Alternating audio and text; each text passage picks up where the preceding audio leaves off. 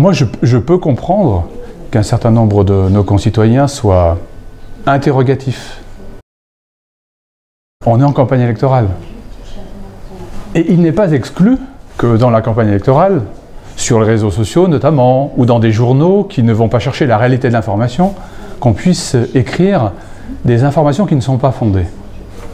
Faut-il répondre à ces informations qui ne sont pas fondées? J'en doute, car c'est mettre le doigt dans l'engrenage d'un feuilleton sans fin.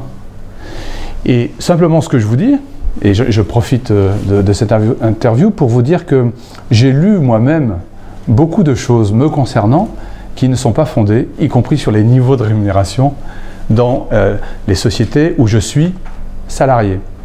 Je suis salarié comme un cadre moyen dans une entreprise moyenne.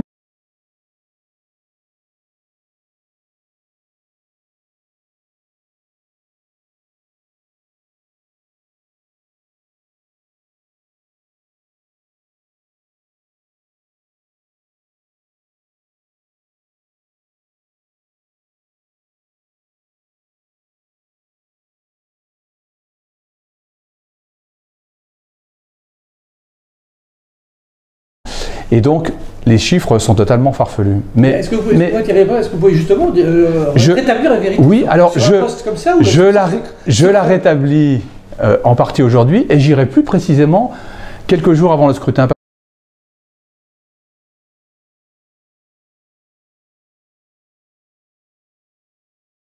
Parce que si aujourd'hui je vous réponds précisément, je les connais, et ils sortiront d'autres choses, on n'en finira pas. Les campagnes municipales, ça nécessite qu'on ait un débat sur le fond. Et je ne sais pas quelle est la bonne rémunération d'un salarié d'une entreprise pour qu'il puisse être ou non un bon maire. Et d'ailleurs, j'ai plutôt le sentiment qu'il faudrait plus de personnes candidates à des élections municipales ou à toute autre élection.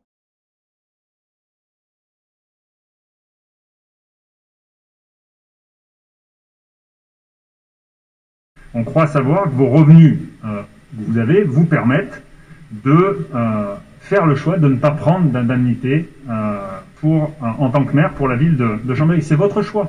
Vous avez fait ce choix-là. Par ailleurs, vous venez sur des débats d'ordre personnel.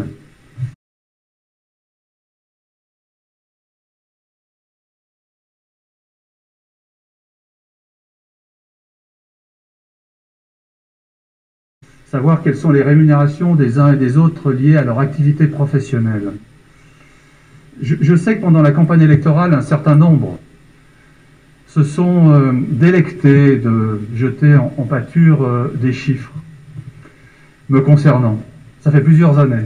Je n'y ai jamais répondu, car je ne souhaite pas, et je vous invite à le faire aussi, monsieur Chassot, à ne pas descendre dans un débat de caniveau.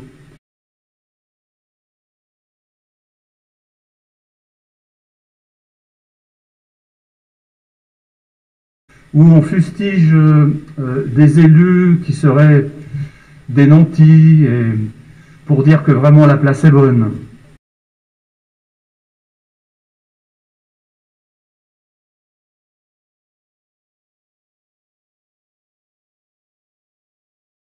Je n'ai jamais contesté, j'aurais pu le faire, car ce chiffre qui se promène sur certains réseaux sociaux, sur certains Facebook, de gens qui se sont engagés dans la campagne municipale contre moi, n'ont pas de réalité.